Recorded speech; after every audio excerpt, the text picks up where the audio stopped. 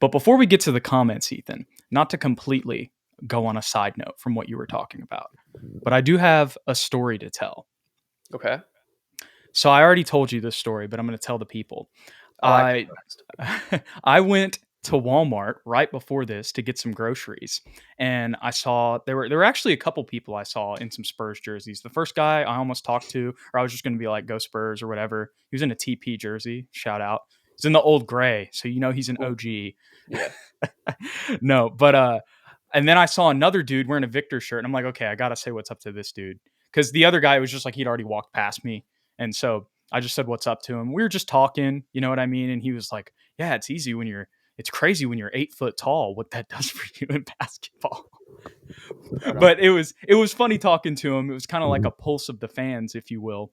Um, and then he was talking about Jeremy, and he was saying, he's like, I really like Jeremy. He's like, I know he's not always, doesn't have always the best offensive game, but he's going to lock down a bunch of dudes. And I was like, that's facts. But I was like, he has had some 30 and 10 games this year too. He's had a couple. And he was like, yeah, no, he can have some games where he does get going and in rhythm. And then as we're like going away, because we were going to different aisles, he goes, yeah, I hope we trade Keldon Johnson before his contract isn't worth it anymore. And I was just like, my man Keldon can't catch a break, dog. And the other thing that's funny about that, and if this guy ever watches it, shout out to you. It's nice having a conversation with you, and go Spurs go. But like, Keldon's contract gets cheaper. Right. That's so true. So it's like, even if his value goes down, like, so will his pay. So it doesn't, it was just, oh, Man, I still don't fully understand the Keldon hate, dude. me I don't either. understand why it's so profound. Like, there's always like a few fans or people that don't like certain players. Like, Uh-huh. so be it. Like, you have a handful that hate Jeremy. I'm sure you have a handful that hate Trey, whatever, Devin too. But the Keldon hate just came out of nowhere, and it just took hold of so many people. And like, is he perfect? No. But is he the reason we're losing? Absolutely not. And is his There's contract absurd? No, it's not. Like you were saying, it's actually a really solid contract. So I don't know. What do you think?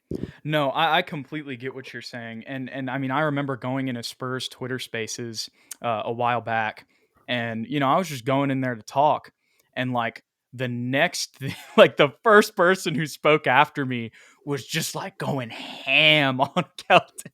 Mm, Like insanely. And what I was gonna say too, when you're talking, I mean, there's so many games this year. You can go back to last year too. And obviously last year he was our leading scorer, and it was a completely different situation. But even this year, like when there's been some times where, like we just talked about, the team defense off the bench, him scoring has been the only way that we've been able to keep pace and like not lose our lead. We're not saying he's perfect. And another thing too, shout out to our guy Rob Trejo Jr. from Spurs Film Room way back in the day, had us yes, on and sir. really helped kind of stunt the growth of our channel. So always shout out to him. And he's Not been making stunt. some Propel. propel. My bad. Thank you. Yeah. Um, I don't know. That was the Just in, complete wrong just in case you description. saw this, it was like, what? Yeah, just in case. No, it helped propel the growth of our channel, spur the growth of our channel, if you will. He was talking about how one of the things that he mentioned kind of he's been making a couple podcasts recently. I haven't listened to his most recent one, but he made one before that, and I forget what it was titled, but he mentioned like the locker room and the Spurs culture stuff that Keldon does. Like he's like, I hope Keldon's here for a long time, because of those things. But he's an actual basketball coach. You know what I mean? Yeah. Like even if it's just high school, like he understands those things a little bit more, and the importance of having those type of guys, on the team. So yeah, I'm not saying Keldon's perfect, but I am very happy with him as a three off the bench. For sure. And I just want to add one more thing here. Like, it's one thing, I'm not calling out anybody that's ever thought of like, let's trade Keldon for somebody else. Like, it's one thing to consider him in a trade. Like, that's completely fine. But it's the people that Like just, this. yeah, right. Exactly this. It's one thing to do that. Like, if you're thinking, how would we get Trey Young or how would we get Darius Right. Garland? And you want to throw him in there because you think that would be what it takes to make it work. That's completely fine. I do that too.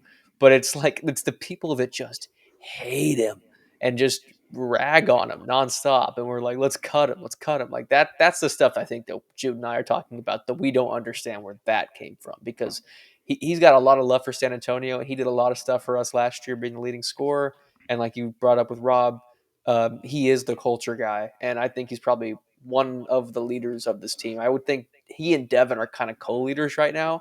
Maybe Wemby takes that spot down the road, but maybe not, because the best player is not always the locker room leader. So I think Keldon has that voice, at least for right now. So I think he's got a lot of hidden intangible value. Yeah, for sure. And he's also the most tenured Spur on the roster as well. Yeah, facts. Absolutely. But with that being said, as we kind of talked about, and I was bringing up some comments as you were saying too, it's not like we're saying Keldon's untouchable No. either. You know what I mean? But there's not really anybody on the roster. I mean, other than, well, we've talked about the three guys that we really would like to think of as untouchable. But probably, if we're being just bluntly honest, the only person who's truly, truly untouchable, although I don't think we're trading Devin anytime soon after the contract we just gave him. And I don't think that would be the same for Jeremy either. But if we're being just like, you never know what offer could come through the door. If we're just being completely open-minded here, Yep. it's Wemby. You know what I mean? That's the one person who's truly like, we're not going to trade.